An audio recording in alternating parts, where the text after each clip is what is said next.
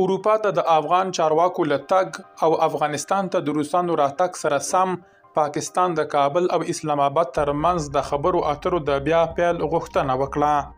که غواړئ پوه شئ چې د روسانو لخوا روزل شوی 8000 کسیز نوي افغان ځواک د پاکستان په زړه کې څه ویره خپره کړې او د اسلام آباد نوي شرطونه څه دي، دا ویډیو تر پایه وګورئ. پتمنو لیدونکو ستړي مشئ.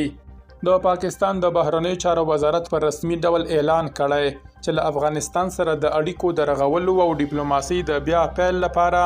د کابل له لوري د باور او تایید وړ عملی ژمنو ته اړتیا ده. د پاکستان د بهرنیو چارو وزارت ویان طاهر اندرابي په خپله اونیزه خبري غونډه کې په ډاګه ویلي چې اسلام آباد له افغانستان سره د اړیکو د ښه کېدو لپاره ټولې ممکنه ډیپلوماټیکې لارې ازمایلې وې، خو د 2025 کال په اکتوبر کې یو داسې پړاو ته ورسېدل چې له هغه وروسته د ډیپلوماسۍ دوام په بشپړ ډول ناشونی او اړیکې ترینګلې شوې. اندرابي د افغان واکمنۍ د یوې 8000 کسیزې ځانګړې پوځي قطعې په اړه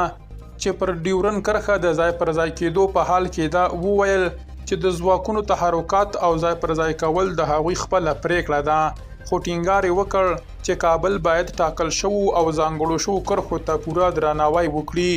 د پاکستان د بهرنیو چارو وزارت ویاند دغه راز بروکسل ته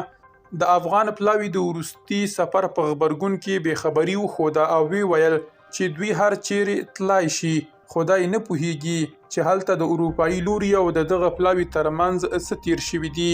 دا څرګندونې داسې مهال کیږي چې د کابل او اسلام آباد ترمنځ سیاسي او امنیتي ننګونې په دغو وروستیو میاشتو کې لوړې کچې ته رسیدلې دي. درنو لیدونکو له ملتیا